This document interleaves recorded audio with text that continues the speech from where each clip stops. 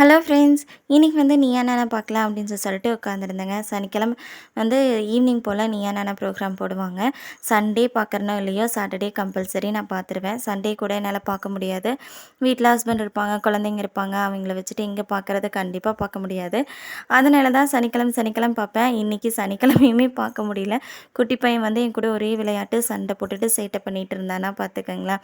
இன்றைக்கி என்ன டாபிக்னு பார்த்தீங்கன்னா, நம்ம ஊர் ஸ்நாக்ஸை வந்து சாப்பிடாத இளம் தலைமுறைகள், அதுக்கப்புறம் அதை வந்து ஏன் சாப்பிடக்கூடாது அப்படின்னு சொல்லி கேட்குற பெரியவங்க ஒரு பக்கம். நிறைய பேர் நம்ம ஊர் ஸ்நாக்ஸ் பிடிக்காததுக்கு ஒவ்வொரு ரீசன் சொன்னாங்க. அதில் ஒருத்தர் சொன்னாங்க, முறுக்கு எனக்கு பிடிக்காததுக்கு ரீசன் என்னென்னா, முறுக்கு சுட்டு வச்சுட்டு அதவே வந்து சாப்பாடு செஞ்சு வச்சுட்டு அந்த சாப்பாட்டுக்கு பொரியலாக தொட்டுக்கோ அப்படின்னு சொல்லிட்டு சொல்கிறாங்க. அதனாலேயே எனக்கு பிடிக்காம போயிடுச்சு அப்படின்னு சொல்லிட்டு சொன்னாங்க. உண்மைக்கே சொல்கிறேன், நான் வந்து கல்யாணத்துக்கு முன்னாடி வந்து அம்மா வந்து ஃபெஸ்டிவல் டைம்லலாம் முறுக்கு சுட்டு கொடுப்பாங்க. அப்போ நானுமே இப்படி தான் பண்ணிப்பேன். வந்து என்னதான் பொரியல் காய் எல்லாம் இருந்துச்சுனாலும் அந்த முறுக்கு தொட்டுட்டு தான் சாப்பிட்றது எனக்கு பிடிக்கும். அதுக்கப்புறம் கல்யாணத்துக்கு அப்புறமும் அப்படி தான் நான் முறுக்கெல்லாம் செஞ்சு வச்சேன் அப்படின்னா, அந்த முறுக்கை வச்சுட்டே சாப்பிட சொல்லிடுவேன். சாப்பாடு, சாம்பார் எல்லாமே வச்சுட்டு, முறுக்கு இருக்குது அதவே தொட்டுட்டு சாப்பிட்டுக்குங்க அப்படின்னு சொல்லிடுவேன்.